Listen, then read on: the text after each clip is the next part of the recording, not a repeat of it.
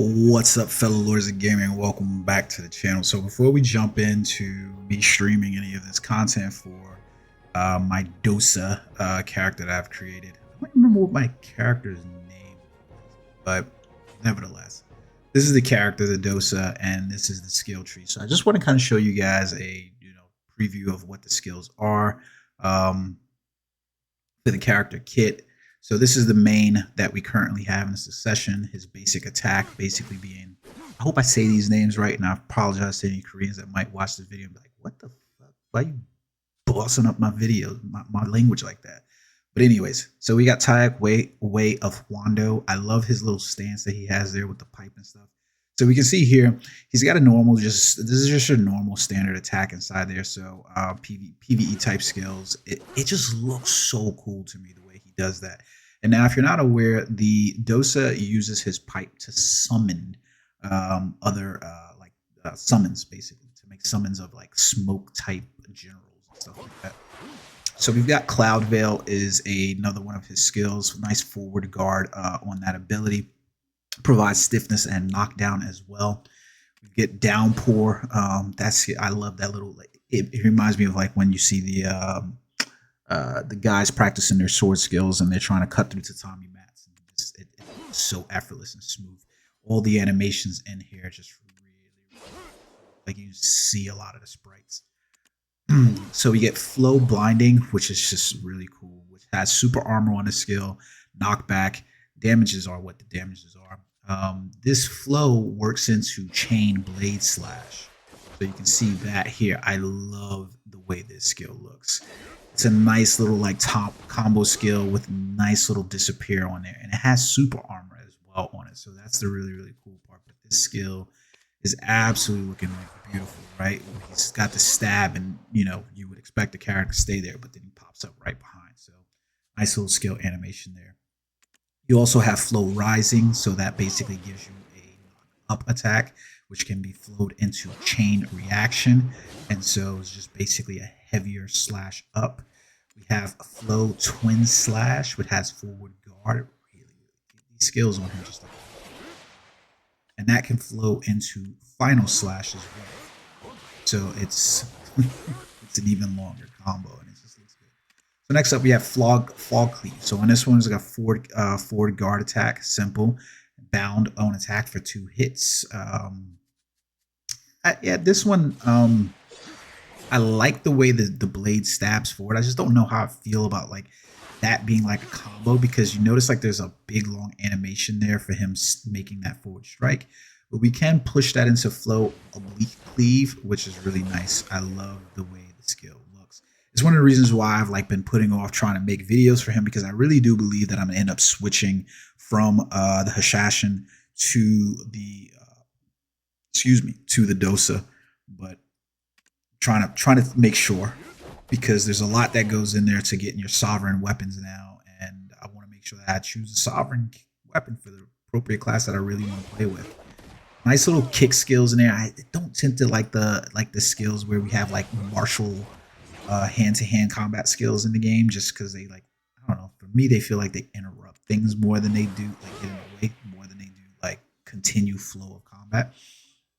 But you can see these are very basic skills. Fog Bloom has a knockdown effect on it, but he's just basically swording skills up.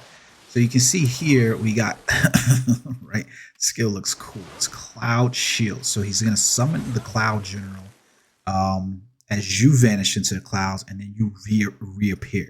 So you can't really see it inside this skill because of the way the camera is staying focused on the Dosa, but he's going to leave a general in his place. So you can see him back there. And then the general basically holds the aggro while you're basically able to like dash around and kind of like conceal yourself a little bit. So it's a pretty cool skill in my opinion. Like I really like that. So you can see the Warrior of the Fog effect that he's going to summon has a damage percentage and accuracy rate and the max amount of targets that can hit. So the damage is decreased in PvP, but you got super armor and invincible on the skill while you're concealed. So that's really good, right? So basically, they're not touching you. Next up, we've got Cloud Spire.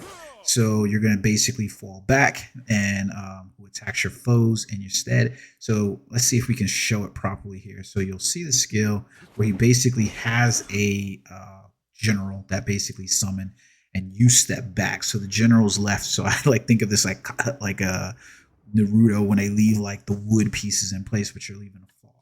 So you can see here Flow Verga's Shaft, which was just recently improved in the update. This allows you to fall into an attack as well, and you can see the summon spirit there as well. Invincible into super armor during the entirety of the skill. So this is a really, really cool skill. Spring Frost, yeah, that skill, it just looks crazy good.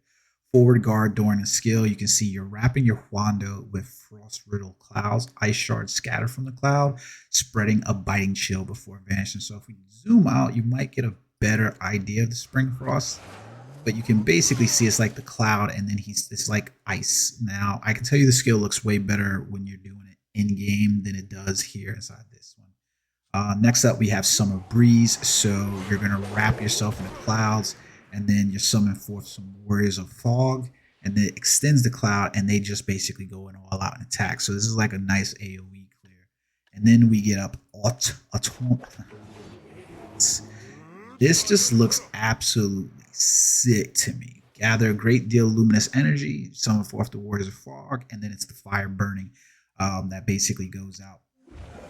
So here we've got Winter Squall. I love the way he almost summons like he does he engulfs the blade in the winter, because it's really cool. Like it reminds me of like Elden Ring too, like when you do that.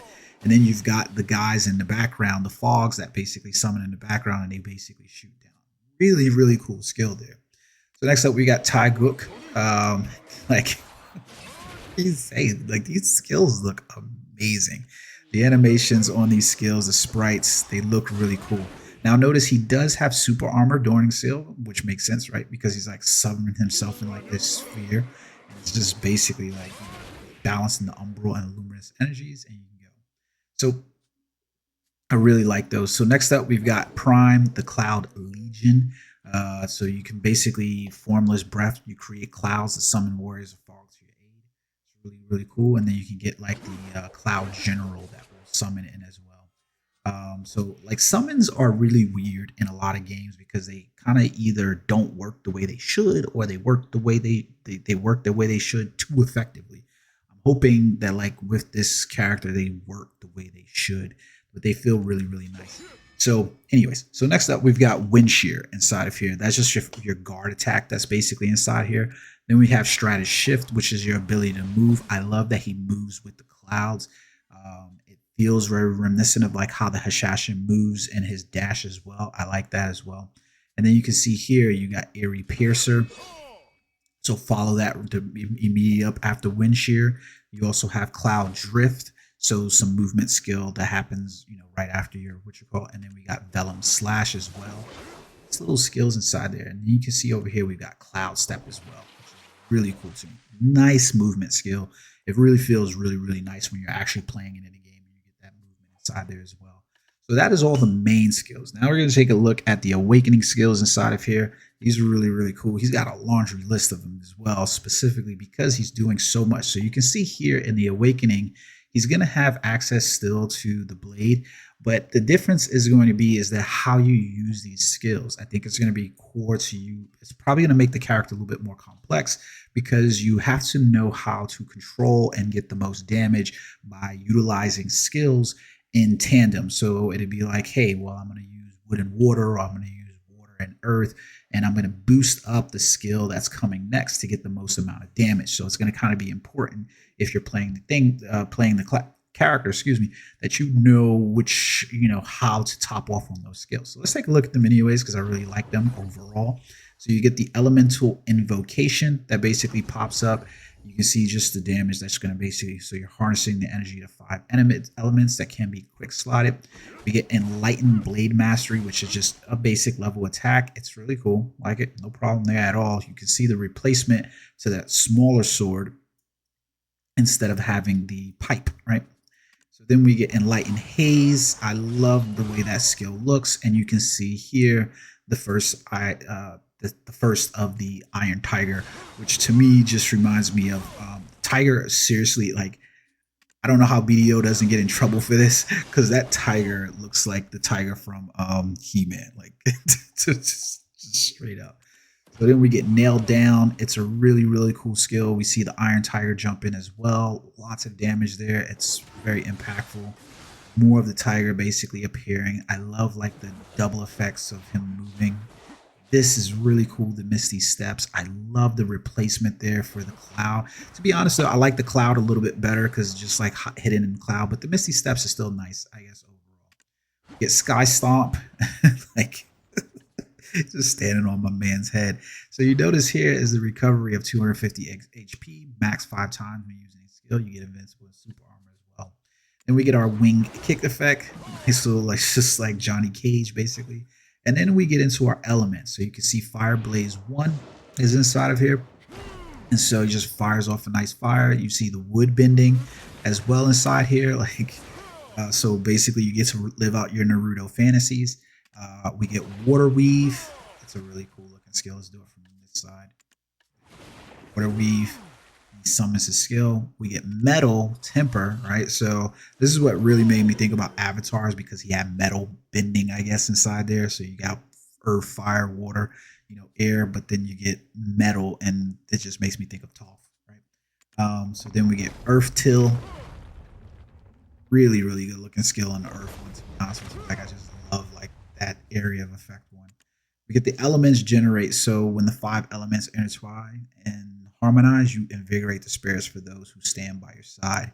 So this is a really, really cool skill, and it becomes one of the first ones where you start to see like you need to understand like how this is helping you out in terms of like improving your skills, skill usage one-on-one. So you can see here like the generative skills like wood, and then you can go wood bend, wood stake, fire blaze, fire spread, earth till, earth reap. You need to know like basically what those are. So you can see here, get fire burst. It's a really cool looking skill. So fire blaze goes into fire burst. You got wood stake, right? So wood bend goes to wood stake. The skill just looks really cool. Then you get the water flood that happens inside of here. It doesn't quite look like the flood that is. I would love, like, I think the water could use some work. But the rest of the skills look really cool. Metal also, like, it's weird because the metal just kind of looks like ice to me, or it looks like stasis from Destiny with like more metal alloys, but it doesn't quite like hit as hard as like earth does to me. So I'm kind of looking forward to seeing that. But then we get fire spread inside of here, which is just basically like an explosion. It feels more like if somebody, if like we were playing, if you were like watching Naruto and they threw the paper tags, that's what that fire spread feels to me. Water current, I would have loved to, like, I think they could have did better on these water looking skills by having more like water lashes or something that comes out, but they didn't. But you know, okay, it is what it is. And then we get metal pour. That skill looks absolutely amazing to me. So those are all your skills that you're basically wrapped into for the character. I'm looking forward to playing this character and bringing content to you guys from him. I'm really, really on the verge of thinking that this character is more than likely going to become a main for me. The good thing is that I can keep my Hashashin tagged. Probably going to take my striker away from that because I really do enjoy the way this character looks. I mean, I've got enough skill points invested in other places where, you know, hey, we have to see where that goes. But the character, like I said, ultimately, he looks really cool. There's a lot there in terms of what you can do with him if you know you're really looking at building the character class. This is mine, so that way you can see how he looks. I love my red eyes and white hair, so I typically go that way with all my characters. But I also love the way the sword looks, so I'm really interested in how that plays out. So that's the overview of the Dosa. I plan on bringing you guys some more, especially as we level through the game. And I'm trying to figure out whether I'm going to try to stream this on YouTube or whether I'm going to stream it on Twitch when I start doing it. But there you go. Remember, Season Plus Plus is in effect. So playing on a season servers, you're going to be able to level up this character relatively quickly because there's 1,000 XP inside there. And when you complete the character, get into level 61, you're also going to have the ability to level up another additional character, 61. So everybody's been given an additional character slot with the September update back September 12th. So you shouldn't have any problem with that. So like I said, perfect time for you to jump in, get your friends involved and engaged in the game if that's what they're looking for, because then they'll be able to try out not one but two characters and have one character essentially leveled up through the Season Plus Plus experience. Should be a very, very good thing. Don't do what I do or always forget to basically make sure that you have the characters on level inside the season server instead of on the normal servers. I switch so much that I just forget about those. But looking forward to bringing you guys some Black Desert content. Until next time, guys. Peace.